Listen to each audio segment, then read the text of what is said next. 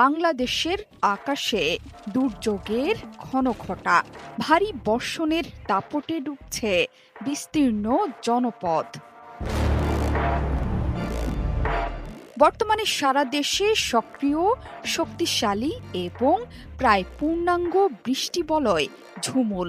এর প্রভাবে রাজধানী সহ দেশের ১৩ অঞ্চলে ৬০ থেকে ৮০ কিলোমিটার বেগে ধেয়ে আসতে পারে ঝড়। পাশাপাশি বঙ্গোপসাগরে দেখা দিয়েছে লঘুচাপ। সাগর উত্তাল থাকায় চট্টগ্রাম, কক্সবাজার, মোংলা এবং পায়রা সমুদ্রবন্দরকে ৩ নম্বর স্থানীয় সতর্কতার সংকেত দেখিয়ে যেতে বলেছে আবহাওয়া অধিদপ্তর। বৈরী আবহাওয়া আর বৃষ্টি বলয়ের প্রভাবে দেশের ৭০ থেকে ৯০% এলাকায় ঝোড়ো হাওয়া এবং ভারী বৃষ্টিপাতের সম্ভাবনা তীব্র। কিছু কিছু স্থানে হতে পারে ভারী থেকে অতি ভারী বৃষ্টিপাত। আবহাওয়া কর্মকর্তারা বলছেন, সক্রিয় বৃষ্টি বলয়ের প্রভাব সবচেয়ে বেশি পড়বে সিলেট বিভাগে। এরপর বেশি সক্রিয় থাকবে ময়মনসিংহ, রংপুর, ঢাকা বিভাগ এবং চট্টগ্রাম বিভাগের উত্তর অংশে। বরিশাল ও খুলনা বিভাগে হতে পারে মাঝারি মানের বৃষ্টিপাত। একটানা বৃষ্টিপাতের সম্ভাবনা কুড়িগ্রাম এবং লালমনিরহাট জেলায়। শুধুমাত্র রাজশাহী বিভাগের কিছু এলাকায় বৃষ্টির পরিমাণ তুলনামূলক কম থাকবে। ভারতের আসাম এবং মেঘালয়ের পাহাড়ি এলাকায় ভারী বৃষ্টির কারণে নামতে পারে পাহাড়ি ঢল। এই ঢলের কারণে বৃদ্ধি পাবে রংপুর, ময়মনসিংহ ও সিলেট বিভাগের নদ, নদী এবং হাওরের পানি।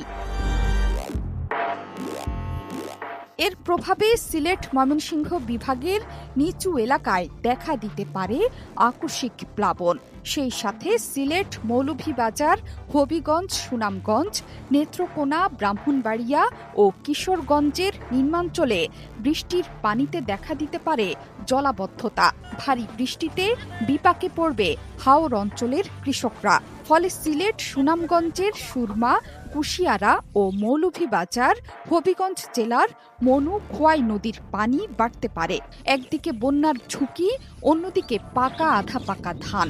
উত্তর পূর্বাঞ্চলের বিস্তীর্ণ হাওর জুড়ে কৃষকদের এখন তীরে এসে তরি ডোবার দশা। টানা বৃষ্টি, বজ্রপাত আর উজানি ঢলে ঘরে ঘরে তুমুল আতঙ্ক। বন্যা আতঙ্কে দিশাহারা কৃষক। কোথাও পাকা আবার কোথাও আধা পাকা ধান কেটে ঘরে তুলছেন তারা। যদিও ২ দিনের ভারী বৃষ্টি, বজ্রপাতে ব্যাহত হচ্ছে মাঠের কাজ। কোথাও কোথাও ভারী বৃষ্টিপাতে তলিয়ে যাচ্ছে ক্ষেতের ফসল। সেই সাথে শিলাবৃষ্টি আর বজ্রপাতের ভয়। টানা বৃষ্টির মধ্যে বজ্রপাতে এখন পর্যন্ত সারা দেশে ১৪ জনের প্রাণহানি হয়েছে, যাদের বেশিরভাগই কৃষক, শ্রমিক। জোহরা চৌধুরী, সেতু, ৭১।